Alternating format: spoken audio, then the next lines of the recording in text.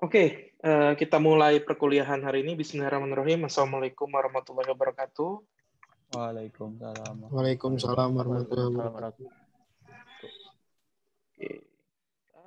Perkuliahan hari ini melanjutkan dari kemarin. Kalau kemarin kita sudah belajar melihat apa itu notasi asimtotik secara matematik, kalian pun juga sudah bisa memahami bahwa Big O itu akan menjadi batas atas dari sebuah fungsi waktu yang kita hitung nanti di suatu algoritma, sehingga kenapa dia alasannya menjadi lebih sering dipakai, bukan lebih terkenal ya, lebih sering dipakai untuk mengungkapkan sebuah kompleksitas waktu dari sebuah algoritma. Nah, di slide yang sekarang atau di materi minggu sekarang itu kita belajar bagaimana menghitung notasi asimtotiknya. Jadi kalau waktu di slide yang nomor 2 kita menghitung kebutuhan waktu, nah sekarang kita juga sama menghitung kebutuhan waktu tapi pakai notasi asimtotik. Kenapa harus pakai notasi asimtotik sudah terjawab kemarin ya secara matematiknya. Nah di sini pun juga ada teorema yang berlaku, sama misalkan kayak hukum komutatif, asosiatif yang ada di dalam matematik. Nah, notasi asimtotik kan juga notasi matematik ya. Nah, dia juga punya teorema yang nanti teman-teman bisa gunakan untuk menghitung si kompleksitas waktunya. Sebentar.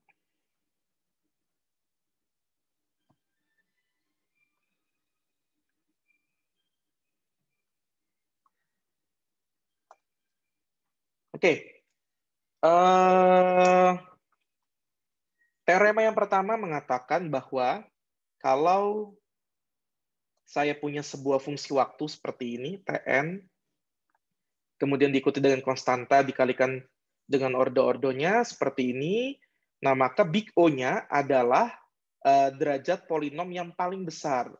Jadi kalau kita lihat di sini kan derajat polinom yang paling besar adalah ini ya.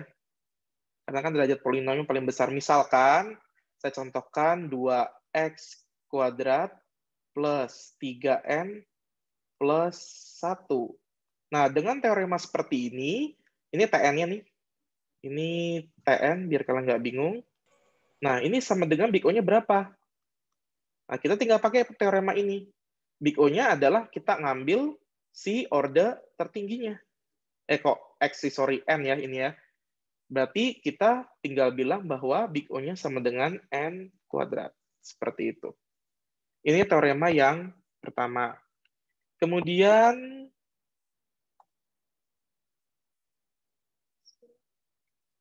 ada lagi teorema yang keduanya.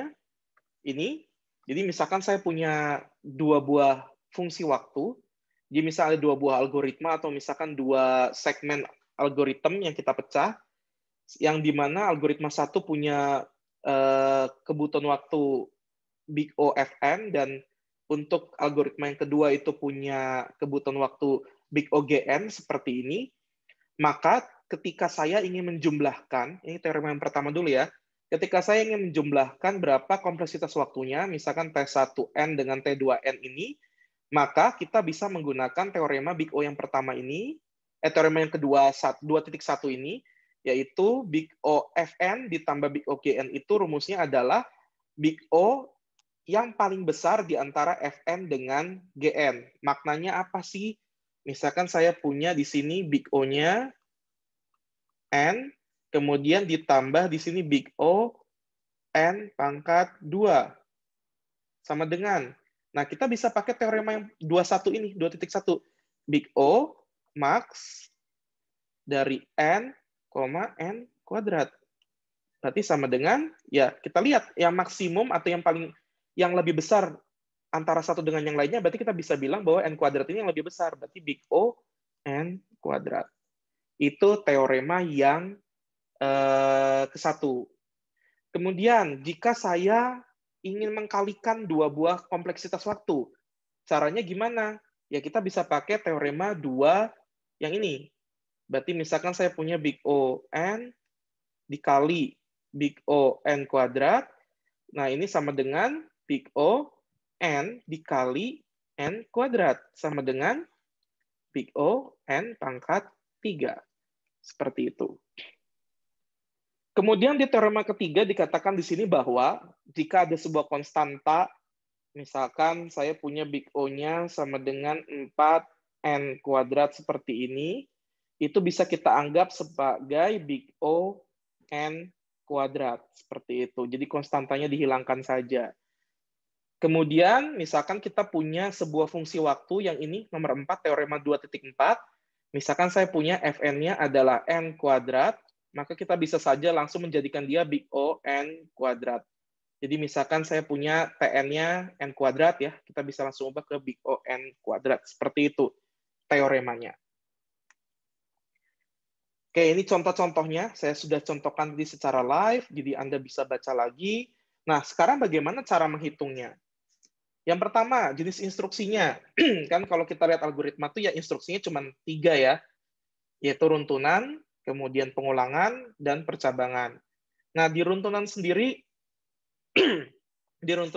itu ada jenis operasinya.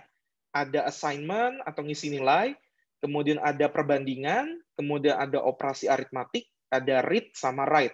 Ya terserah, whatever bahasa pemrograman yang kalian gunakan apa, tapi konsepnya ini.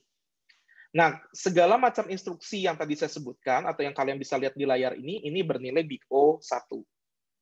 Kemudian, jenis instruksi yang kedua, kalau kalian punya elemen array, lalu kalian hanya ingin memilih salah satunya, atau mengakses salah satunya.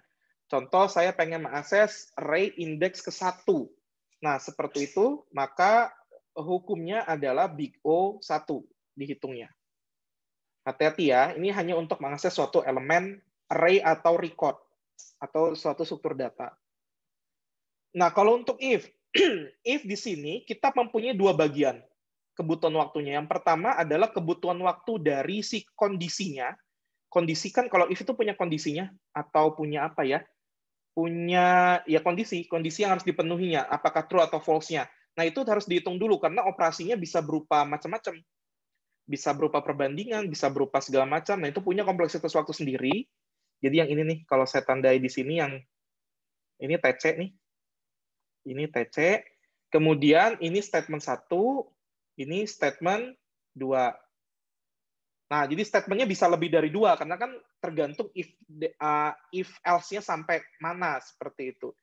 Nah, kalau sudah seperti itu, kan nanti kita punya statement 1, statement 2, statement 3, sampai statement ke N misalkan, kita tinggal mencari yang paling besarnya yang mana. Jadi kalau misalnya S1-nya ini adalah N, kemudian yang statement keduanya ternyata dia pengulangan ya, sehingga ada N kuadrat, misalnya ada for dalam for lagi, misalnya seperti itu, kalau ini cuma for doang, maka kita bisa bilang bahwa ya tinggal maksimumnya dari N sama N kuadrat ya adalah N kuadrat. Tinggal ditambahin dengan si TC-nya. Nah, TC-nya berapa ya nanti tergantung kalian melihat si statement yang ada di dalam algoritmanya. Co-host tolong dibantu admin ya. Tadi ada beberapa teman yang baru gabung. Ya Pak, Oke. udah Pak. Oh ya, sip. Terima kasih. Kemudian untuk yang for. Kalau for gimana ngelihatnya Big O-nya? Kalau for, misalnya kita mau pakai down to atau mau pakai for to do, sebetulnya nggak ngaruh ya. Kita tinggal melihat saja berapa kali dia diulangnya. Contoh kalau di sini adalah for i dari 1 to n, do something. Misalkan do, ya terserah, whatever lah, kalian melakukan apa. Nah, si caranya adalah kita menghitung dulu berapa kali dilakukan. Berarti kita mencari Fn-nya, yang tadi teorema ke 2.1-nya. Fn-nya adalah dilakukan sebesar n. Berarti kita bisa bilang bahwa ini adalah big O n. Dikali, kan ini dikali ya, seberapa banyak kan? Atau si statement ini statement dilakukan seberapa banyak ya, tergantung ininya, dilakukan sebanyak ini. Berarti tergantung statement satunya, di mana statement satunya ternyata big O1. Berarti tinggal pakai teorema ke 2.2. Big O n dikali 1 sama dengan big O n. Gitu cara ngitungnya. Bagaimana dengan yang for dalam for atau for bersarang atau nested for seperti itu. Sama sih, kan berarti for ini yang saya tandain ini sorry ya jelek ya, dikalikan sebanyak ini kan. Dilakukan sebanyak si for yang paling luarnya. Nah, berarti kan ini ada perkalian ya di sini. Misalkan ini sebanyak n Udah jelas ini berarti Fn-nya sama dengan N. Kemudian ini Fn-nya sebesar berapa? N juga. Berarti kan sudah N dikali, ini kan diubah dulu ke Big O ya, sorry. Pakai teorema kedua titik 4. Big O N, di sini juga Big O N. Berarti nanti tinggal Big O N dikali Big O N dikali, ya berapa statementnya ini ada berapa ya? Ini kan cuma operasi aritmatik sederhana ya. Kita pakai teorema yang pertama. Ini pengisi nilai, kemudian mengakses elemen array itu Big O1 ditambah Big O1. Seperti itu. Ini mah teorema sederhana. Ini kalau ini sudah saya sederhanakan ya, jika langsung hitung. Berarti tinggal kita pakai teorema. Ingat kali dulu baru tambah ya. Berarti Big O N dikali N ditambah Big O. Ya ini dijelas sih sebenarnya teoremanya. Mau dilakukan sekalian juga nggak masalah. Jadi ini Big O1 teoremanya. Kemudian ini sini Big O N kuadrat ditambah Big O1. Berlaku rumus yang 2.1, yaitu Big O max dari N kuadrat, 1. Ya udah jelas bahwa ini adalah Big O N kuadrat. Ini cara ngitungnya simpel sih, sebenarnya nggak pusing, tenang aja. Nah, bagaimana dengan nested for, tapi ternyata si nested for-nya itu tidak dilakukan sejumlah data, tapi hanya sejumlah operasi tertentu lah, misalkan seperti itu. Nah, ini juga sama, tetap kita bisa analogikan kan. Berarti kalau, sorry kok ini bisa, oh ini ada admin. Oke. Nggak bisa. Oke. Misalkan ini J-nya, kalau J-nya, kok J. Kalau I-nya sama dengan 1, berarti J-nya sama dengan 1 to I, berarti kan dilakukan sebanyak 1 kali. Kalau I-nya 2, maka J-nya dilakukan sebanyak I-nya lagi, sebanyak 2. Dan seterusnya sampai I sama dengan N, maka J-nya juga sama dengan N. Nah, kita ambil saja yang paling besarnya. Itu kalau kita menggunakan konsep seperti ini. Berarti kita bisa bilang bahwa, ya paling gampangnya ya, ini sebesar, terburuknya adalah N. Karena kan deretnya berarti 1 tambah 2 tambah titik-titik plus N dibagi dengan si rata-ratanya. Ini deretnya seperti itu. Ya berarti ini sama dengan N dikali N plus 1 dibagi 2. Ya kita bisa bilang bahwa yang ini bisa disederhanakan dengan menghilangkan konstantanya, yaitu jadi Big O N. Seperti itu.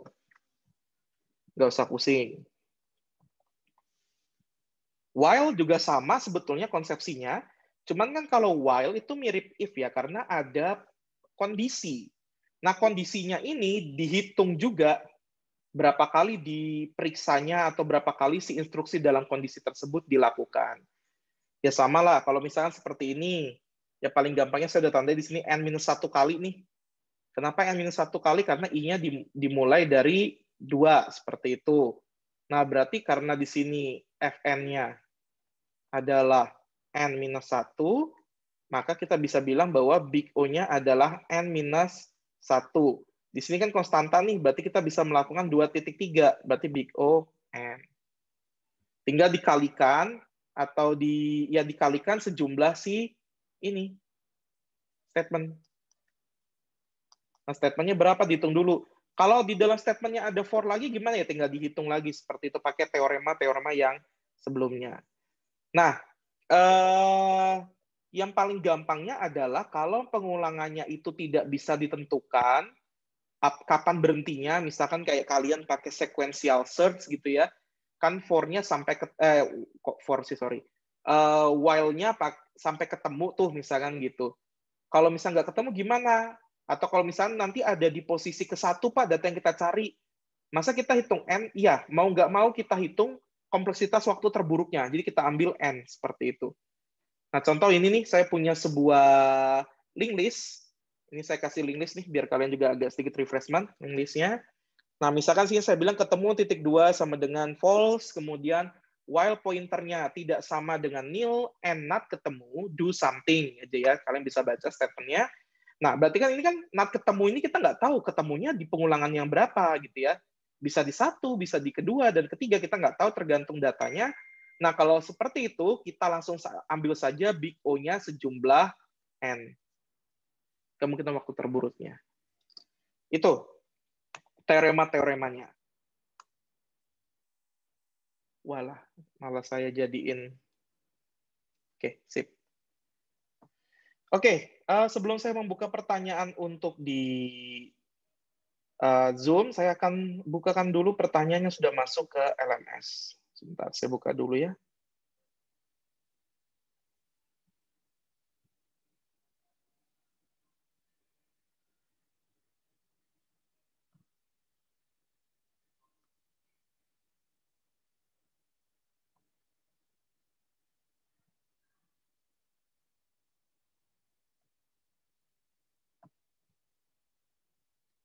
Oke, pertanyaannya, notasi asimtotik yang digunakan apakah selalu big O? Ini sebenarnya sudah dijelaskan di minggu lalu, mangga dilihat kembali rekamannya, kenapa kita menggunakan big O, bahkan tadi di awal masuk kelas pun juga saya sudah jelaskan, kenapa big O yang lebih sering digunakan. Mengapa kita menggunakan kemungkinan terburuk dalam menghitung efisiensi waktu? Iya, itu memang kebiasaan kita sebagai manusia, kan? Kita menghitung resiko terburuknya. Jadi misalkan gini, kalian anggap mau punya acara penting nih, acara penting di Jakarta, misalnya kalian berangkat dari Bandung. Waktu tempuh normal-normalnya itu biasanya 2 jam. Tapi pertanyaan saya ke kalian, apakah kalian akan berangkat 2 jam sebelumnya, sebelum acara?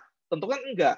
Kalian pasti mundurin lagi supaya nanti kemungkinan terburuknya kalau ada macet, kalau ada apa, kalian bisa punya spare waktu seperti itu.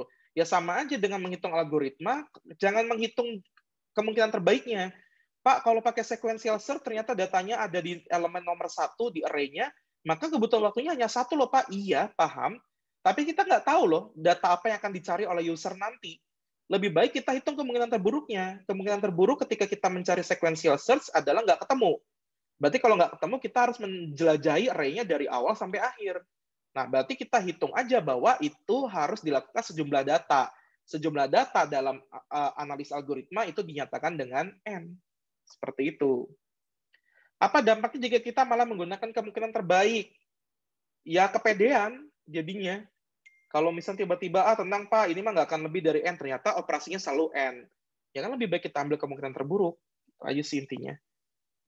Ambil batas di mana kalian tidak akan melampaui. Ingat ya, konsep dari Big O sendiri kan sebenarnya batas atas. Jadi kita lebih baik ambil kira-kira grafik apa yang bisa membatasi atas dari fungsi grafik waktu yang kita punyai.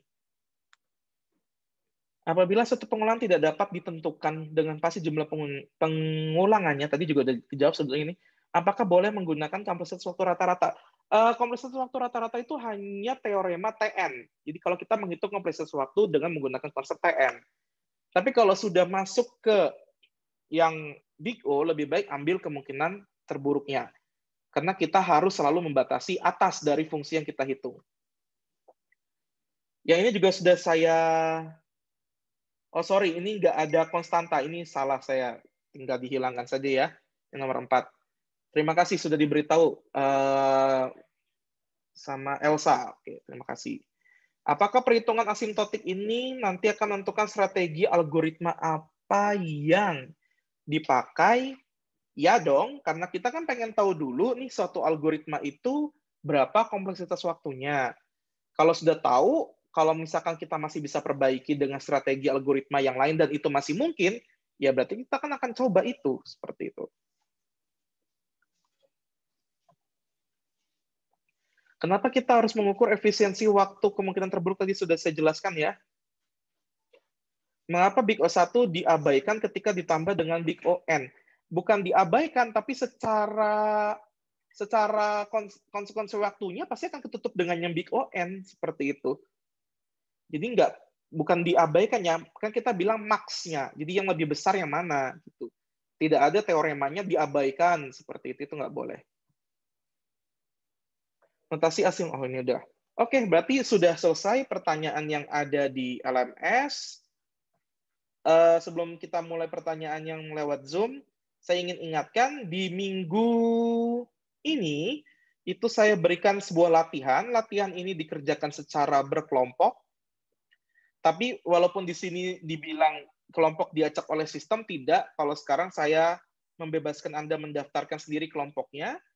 Untuk bisa mengerjakan tugas ini, Anda daftarkan dulu kelompoknya di aktivitas yang sudah saya buat sebelum tugasnya. Kalian daftarkan dulu, ini kalau nggak salah masih sedikit orang yang mendaftarkannya.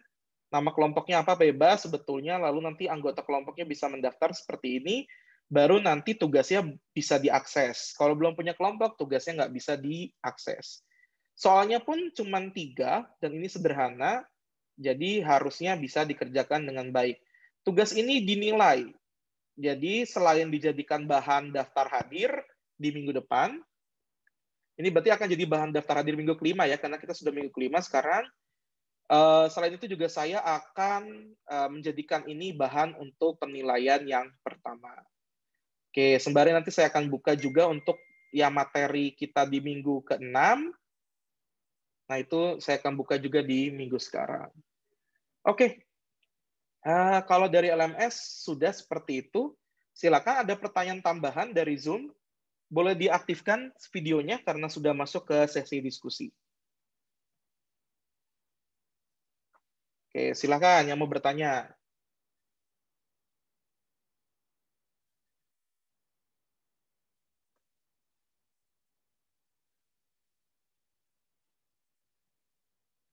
Apakah materinya bisa ditangkap dengan baik? Bisa dipahami ya? Bisa, Pak. Oke, sip. Ya, Pak. Kalau ada yang nggak paham, silakan bertanya via grup juga. Kalau malu bertanya di sini, silakan. Nggak ada pertanyaan langsung nih? Instant question nggak ada?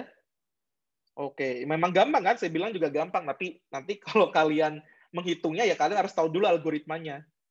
Nah, itu yang jadi tricky nantinya kalau kalian nggak tahu algoritmanya. Makanya salah satu prasyaratnya adalah Anda harus belajar dulu algoritma. Dan kalian juga jadi tahu kan kenapa struktur data itu jadi penting dipelajari sebelum analisa algoritma. Karena nanti struktur data itu akan menentukan operasi apa yang bisa berlaku di struktur data tersebut, berapa konsekuensi waktunya, dan seterusnya. Nah, itu penting kalau kita memilih struktur data yang tepat, lalu juga memilih algoritma dengan strategi yang jauh lebih baik.